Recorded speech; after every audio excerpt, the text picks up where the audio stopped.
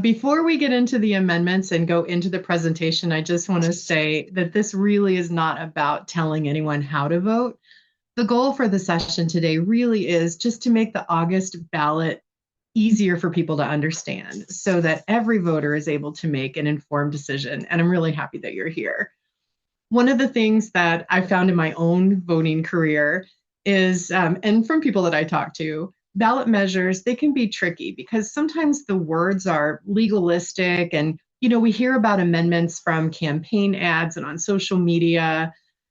People post things, there's headlines in the news, things get mailed to you, you have conversations with friends and neighbors, and they can give us pieces of the story, but not necessarily the whole picture. So my hope for today is that we'll just slow things down a bit. We'll walk through the 4 statewide amendments one at a time.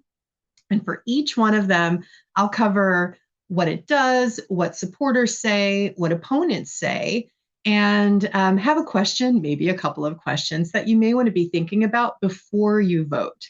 Now, there are 4 statewide amendments on the August ballot: Amendment 1, Amendment 2, Amendment 4, and Amendment 5. These are not candidate races, and so that's sometimes something that confuses people when they go to the ballot and they're expecting to see names and ballot measures. You will, but these aren't candidate races. These are proposed changes to the Missouri Constitution. And that matters because if voters approve a constitutional amendment, it becomes part of the state constitution. And these are decisions that have a long-term impact. Some of these amendments, the 4 that we'll talk about today, one of them is about parks and conservation funding. One is about how Jackson County chooses their assessor. And the other 2 are more broad. Amendment 4 would change the rules for citizen-led ballot initiatives. That is a mouthful. And Amendment 5 could change how Missouri collects revenue. So again, my goal today is to give you a clearer picture of what each one does, what people who support it think, what people who oppose it think, and then some questions that might be helpful for you as you prepare to vote. So here's a list. Quick review about each one. Amendment 1 is about renewing an existing sales tax that funds Missouri state parks, historic sites, soil conservation, and water quality work. Amendment 2 is about requiring Jackson County to elect its county assessor instead of having that person appointed. Amendment 4 is about changing the rules for citizen-led constitutional amendments. And Amendment 5 is about phasing out Missouri's individual income tax and allowing sales tax and use tax to be expanded as part of that shift. So that's the big picture. One is about conservation funding. One is about an elected assessor. One is about citizen petition process, and the other is about Missouri's tax structure. So let's go into each one of them individually and see what that actually means. Amendment 1. This one is about Missouri's parks, historic sites, soil conservation, and water quality work. This amendment would continue an existing 1/10 of 1% sales and use tax. So it's 1/10 of 1%. It's not a brand new tax. It is a tax that Missouri voters have approved before many times. And the question here is whether or not to continue this for another 10 years. A vote for yes would continue the tax, and a vote no would not continue it. This money is dedicated, so that means it's set aside for a specific purpose. It helps Missouri fund our state parks, historic sites, soil and water conservation, and conservation projects related to agricultural land. Now, the official ballot language says this generates about $140 million every year. So the basic question for a voter could be, do you want Missouri to continue this dedicated funding source for parks, historic sites, soil conservation, and water quality? Now, supporters for Amendment 1, or as the slide says, arguments for, it sounds kind of funny to say it that way, but if you want Amendment 1 to be passed, you see this as a way to protect something Missouri already has in place. Supporters would argue that this tax provides steady, dedicated funding for state parks, historic sites, soil conservation, and water quality. And because the funding is dedicated, it can't be moved around by legislature to be used for some unrelated purpose. So this money is only spent in this space and it can't be spent somewhere else. And supporters think that's a good thing. Arguments for Amendment 1 also include the money that voters approve for parks, soil, and water stays with parks, soil, and water.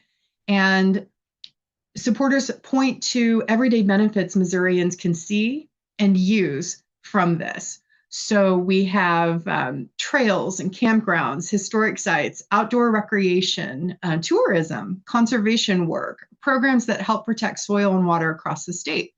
So the supporter argument is pretty straightforward. Missouri has dedicated funding, and that funding supports our parks, historic sites, soil conservation, and water quality. And supporters want to keep that funding in place. Arguments against passing Amendment 1, the biggest concern that opponents raise is about flexibility and control over state funding.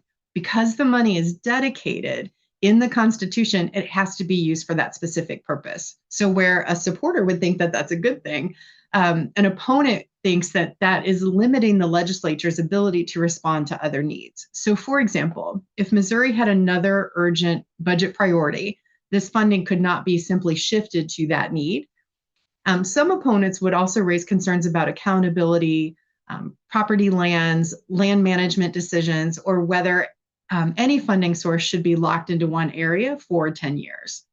So a question voters can ask is not just whether money should be dedicated to parks, historic sites, soil conservation, and water quality.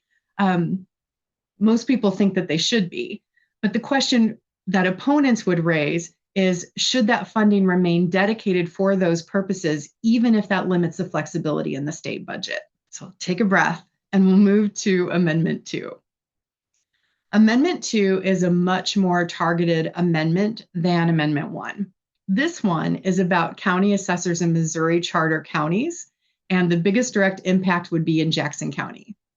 Amendment 2 mostly affects Jackson County because Jackson County is currently the exception. Missouri charter counties generally elect their assessors, but Jackson County has been allowed to appoint their assessor. So Amendment 1 would remove, or I beg your pardon, Amendment 2 would remove that exception and require Jackson County to also elect their assessor. It also requires charter county assessors to follow specific training requirements that are set by state law. So the reason that this one matters is because county assessors help determine property value, and property value affects property tax bills. It's important to be clear that this amendment does not change property tax rates. It does not directly change assessment formulas. It does not directly change appeal rights, and it does not directly lower or raise anybody's property value. What it changes is how the assessor is selected and whether all charter county assessors have to follow the same training. So this really is about how the assessor is put into that seat. Are they appointed or are they elected? And basic questions for voters could be, should county assessors in Missouri charter counties be elected directly by voters? Supporters of Amendment 2, so people who want this one to pass, they see this as an accountability issue. Their argument is that a county assessor plays a role in determining property values, and those property values affect tax bills. So voters should have a direct say in who holds that position. Supporters say that this would make the rules more consistent across Missouri charter counties. In Jackson County especially, there have been concerns and some frustration around property assessments. Supporters see an elected assessor as one way for residents to have more direct accountability. Now, this does not mean that electing an assessor automatically solves every concern about assessments or property taxes, but supporters say it would give voters a clearer way to hold that office accountable. So, a supporter argument is, if the assessor's work affects taxpayers, voters should be able to choose who the assessor is. Now, arguments against Amendment 2. These are people who do not want this amendment to pass. They worry that this turns into a technical position into a political one. County assessors do specialized work. They are responsible for helping determine property values, and that work is supposed to follow law, data, and assessment standards. So the concern is that if the assessor has to run for office, the job could become more political. And an elected assessor might feel pressure to make popular promises, even though assessment work is not as simple as saying, I'll lower everyone's property taxes. I mean, who wouldn't like that? Opponents may also worry about campaign influence, special interests, or whether voters will have enough information to judge who's qualified for such a technical role. So in this case, the question voters can ask themselves is, do you value direct voter accountability enough to make this an elected position? Or do you worry that electing the assessor could make a technical office more political? Take another breath and we'll move to Amendment 4. Amendment 4 is about Missouri's citizen initiative petition process. That is a mouthful. Now, this process is one way citizens can protect or collect signatures and place proposals on a ballot for voters to decide. So, for example, Missouri voters recently saw Proposition A, that was back in 2024, which placed on the ballot through initiative process and addressed minimum wage and earned paid sick time. Another example of a citizen-led constitutional amendment was in 2020, Missouri's Medicaid expansion amendment. This was placed on the ballot through the initiative process and approved by voters. So this process is not abstract. It has been used for issues Missouri voters have actually seen on the ballot. And right now, if citizen-led constitutional amendments make it onto a Missouri ballot, it can pass with a statewide majority vote. Amendment 4 would change that. Instead of needing only statewide majority, a citizen-led constitutional amendment would need majority approval in each of Missouri's 8 congressional districts. I wish I had a map on this slide so that you could see. Instead of just most of Missouri, it would be most of Missourians in every single congressional district, all 8 of them. So if an amendment passed statewide, but failed in one congressional district, it would not pass. And this is an important distinction. This new district by district approval requirement would only apply to citizen-led constitutional amendments. It would not apply the same way to constitutional amendments that are put on the ballot by the legislature. So having majority in all 8 congressional districts would only apply to citizen-led constitutional amendments, not any of the others. They would still be a simple majority. So the basic question for voters here is, should citizen-led constitutional amendments pass with a statewide majority, or should they have to receive majority support in every congressional district? Now, supporters of Amendment 4 argue that it should be harder to change the Missouri Constitution. Their view is that constitutional amendments should have broad support across the state, not just enough voters statewide. So instead of asking, did this pass statewide, Amendment 4 would also ask, did this pass in every congressional district? Supporters may say this gives rural, suburban, and urban voters all a stronger voice when a state constitution is being changed. But they also point to other parts of the amendment that deal with process safeguards, like including public hearings, petition signature fraud, foreign contributions, and making the full text available to voters. So supporters of the argument say, if we're going to change the Missouri Constitution, supporters believe the proposal should have broad geographic support and a stronger process protection in place. Arguments against Amendment 4 include that this would make citizen-led constitutional amendments much harder to pass. And the biggest concern for people who oppose this amendment is that one congressional district could block a measure even if most Missouri voters support it statewide. So let's say a citizen-led amendment gets more than 50% of the vote across Missouri, but it falls short in just one of the 8 congressional districts. Under Amendment 4, it would not pass. Opponents see this as giving one part of the state veto power over statewide majority. They also point out that this higher standard would apply to citizen-led constitutional amendments only. and not the same way to constitutional amendments placed on the ballot by the legislature. So concern is not only that the bar would be set higher, the concern is that the bar would be higher for citizens than it would be for the legislature. So the basic question for voters here is, should citizen-led constitutional amendments be approved by a statewide majority, or should they also have to win majority support in every congressional district? And we'll take one more deep breath for Amendment 5. Amendment 5 truly is the most complex of the 4 amendments we're reviewing today, so we're going to spend a little bit more time here.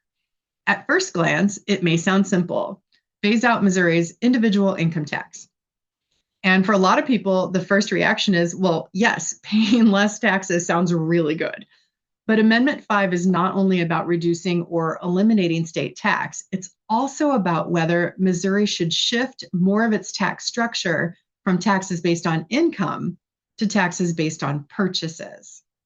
The official ballot language says Amendment 5 would require the legislature to phase out individual state income tax based on revenue growth. It would also authorize expanding sales and use taxes and limit current congressional restrictions on taxing goods and services. That is a lot. So the question is not just, do I want to pay less in taxes? There are bigger questions that come into play here. What replaces that revenue? Who pays under the new structure? What goods or services could become taxable later?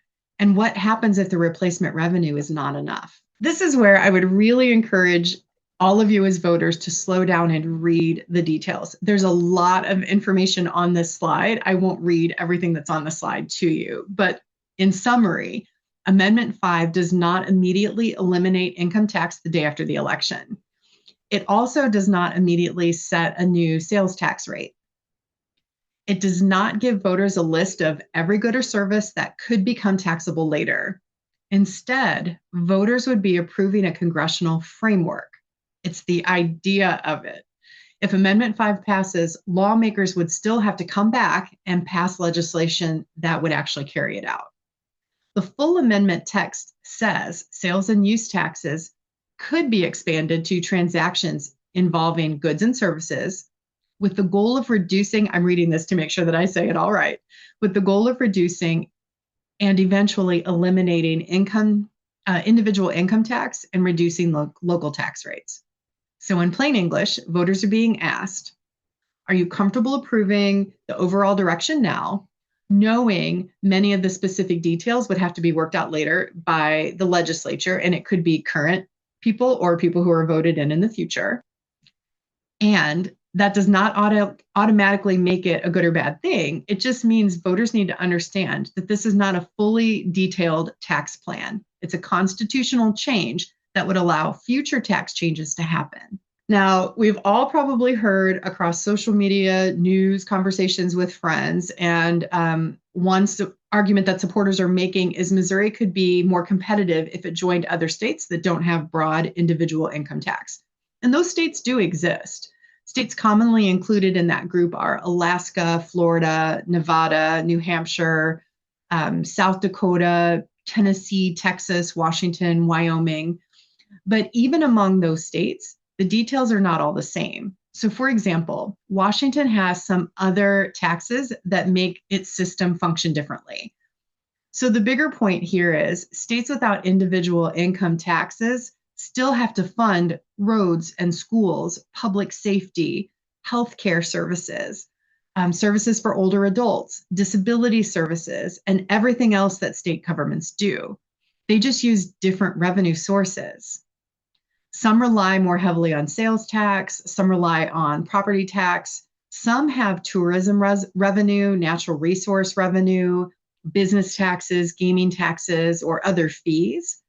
So when voters hear other states don't have an income tax, it is true, but only the first part of that question is true. The second part that we need to explore is, what do those states do instead? And would that same approach work for Missouri? Now, supporters of Amendment 5 argue that Missouri would be stronger economically if we eventually eliminated the individual income tax. And their argument is that income taxes can make a state less competitive, especially when businesses, workers, retirees, and families are deciding where to live or invest. Supporters may say this would help Missouri compete with states that don't have individual income tax. They also point out that the phase out would not happen all at once, and under the amendment, it would be tied to revenue growth, which supporters see as a more gradual approach. Supporters also point to language in the amendment about reducing local tax rates if local sales tax revenue increases, and about not reducing public school funding as part of the local tax rate adjustment. So the supporter argument is basically this: if Missouri can phase out income tax over time, supporters believe the state could become more competitive, residents could keep more of what they earn, and the tax system could shift in a way they believe encourages growth. Opponents of Amendment 5 are focused more on the trade-off.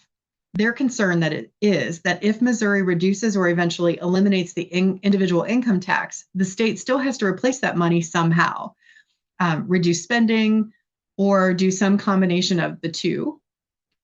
One likely replacement would be expanded sales and use taxes, and sales tax works differently than income taxes. Income taxes are based on what people earn. Sales taxes are based on what people buy. That matters because lower income, middle income, and fixed income households often spend a larger share of their income on everyday needs. So even if a higher income household pays more in actual dollars, a lower or middle income household may feel the sales tax shift more heavily as a share of their budget, their household budget. And that's one of the big concerns opponents raise. Who benefits from eliminating the income tax, and who would feel the impact the most if Missouri relies more heavily on sales and use taxes? This does not predict anyone's exact tax bill. It's just a way to understand this example. It's just a way to understand that the concern about shifting from taxing income to taxing purchases should be considered. Now, another concern opponents raise is about what happens to the state budget if income tax revenue is reduced or eventually eliminated. You can see on the screen 64% of our revenue, our general revenue budget, comes from income tax. With Missouri's individual income tax as a major source of state general revenue, that money helps fund things that people depend on, including healthcare and Medicaid, disability services, services for older adults, higher education and transportation, infrastructure, and other state priorities. So to be clear, Amendment 5 does not immediately cut any of those services, but opponents worry about what happens later. If income tax revenue goes down, Missouri would need to replace that money somehow, reduce spending, maybe a combination of those two, which I mentioned a moment ago. But if it's not enough, public services could face pressure. So the concern here is not just about taxes, it's also about what those taxes help pay for. The basic question for voters to ask themselves is, if Missouri phases out the individual income tax, how confident are you that the state can replace that revenue without putting important public services at risk? And this slide looks at projected revenue losses to local school districts. This is not part of the budget. This is just a concern that's being raised by people who are opposed to Amendment 5 and what it could look like for schools and local revenue. Again, this information comes from the Missouri Budget Project. I can't talk today. Missouri Budget Project, and you can see that noted as the source on the lower right side. I just want to call that out clearly. These are projections. They are not official ballot language, but they are useful because they show one of the concerns opponents are raising. If Missouri phases out the income tax and relies more heavily on sales and use taxes, what happens to school funding and local services?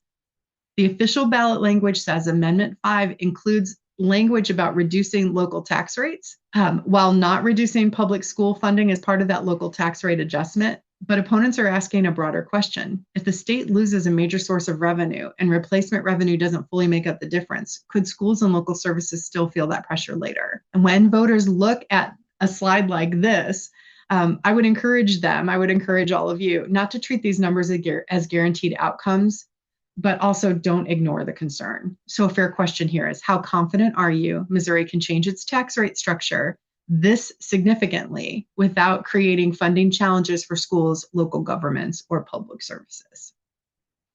And that is a lot. I know that's a lot. And we're ready for questions now. I know we're close on time. Okay, so Thank you so much to everyone who submitted a question. We've got some great ones. Someone was asking, how were these amendments how did these amendments make it to the ballot, onto the ballot? There are, well, some of the amendments were meant to be in November, and the governor moved them to August. So a portion of this is there is a process that we have in Missouri and every state, and even federally, there are processes for how things are presented. For the citizen-led piece, one of those components is signatures, for example. But as an item moves through our process, it reminds me of that Schoolhouse Rock. I'm just a bill, and how do things move through? So there's a standard process that everything has to follow, and if it meets all of those hurdles, it has an opportunity to be presented to voters.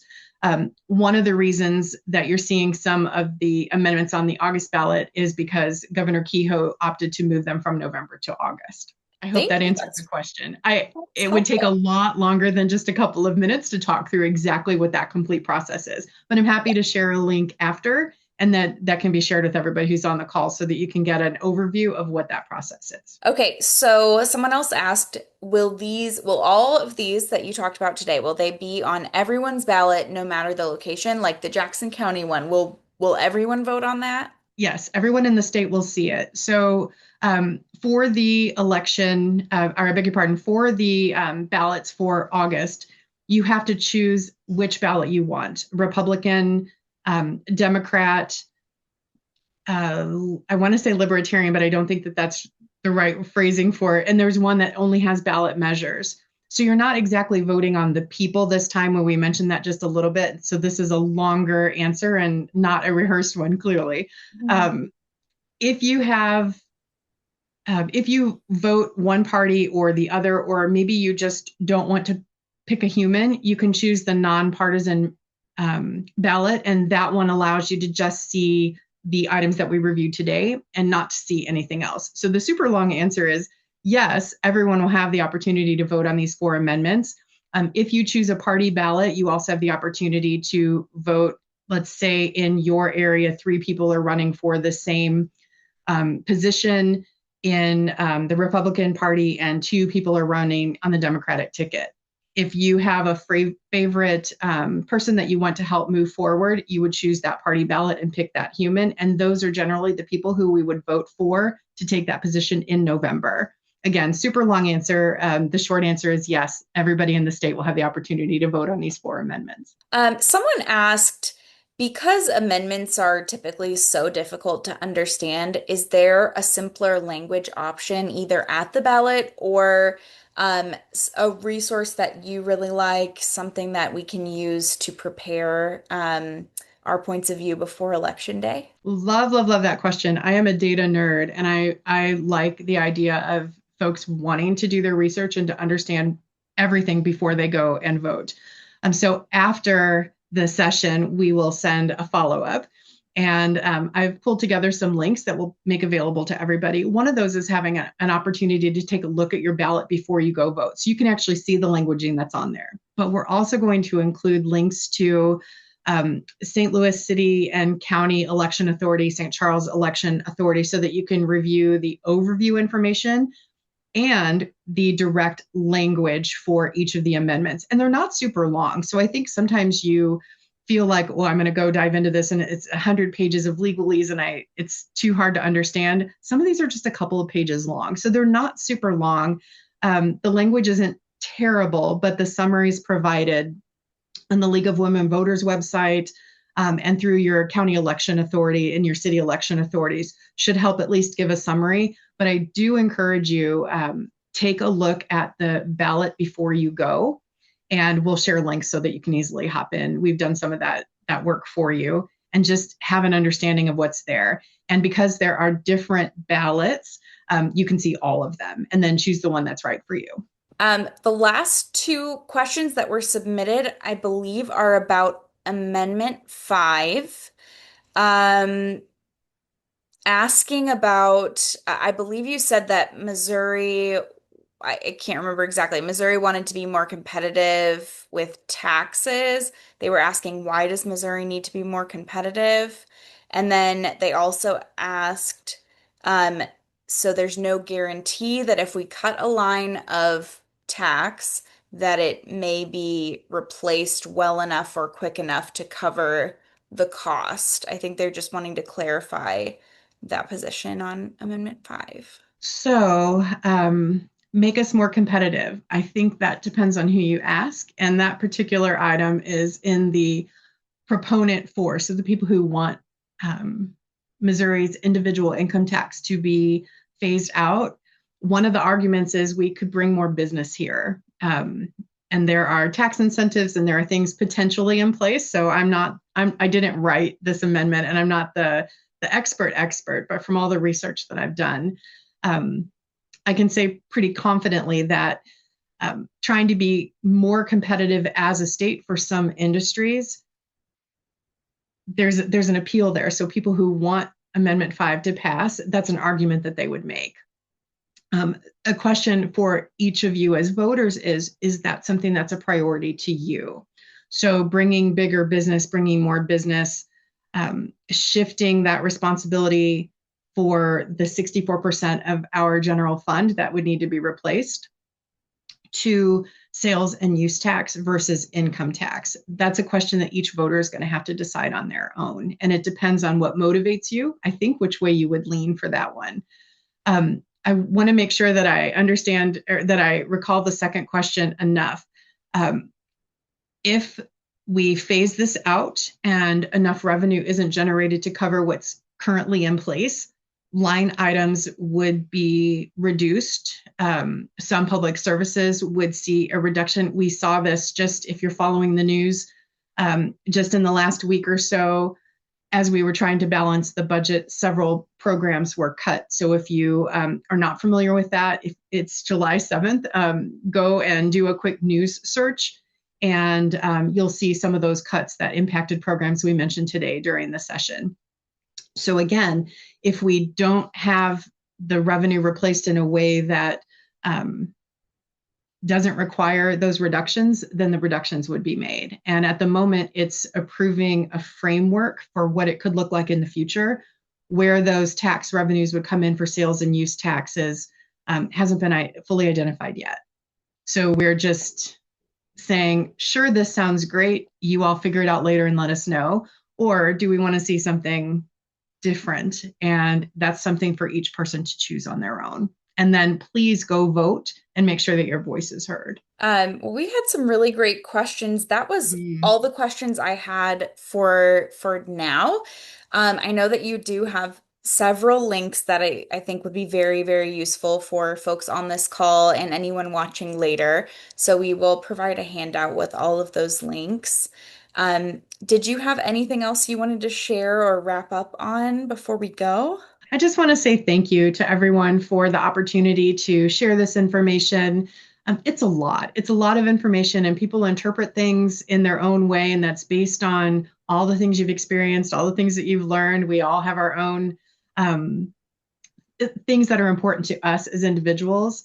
So the fact that you're willing to spend your time, thoughtfully approach what's before us and try to make a decision that's based on what's important to you and your families and the people in your community, I can't ask for anything better than that. And as an elected official myself, that's what I'm trying to do every single day. So I'm really grateful when I see other people putting that same kind of commitment forward to make sure that we make Missouri the best place that it can possibly be.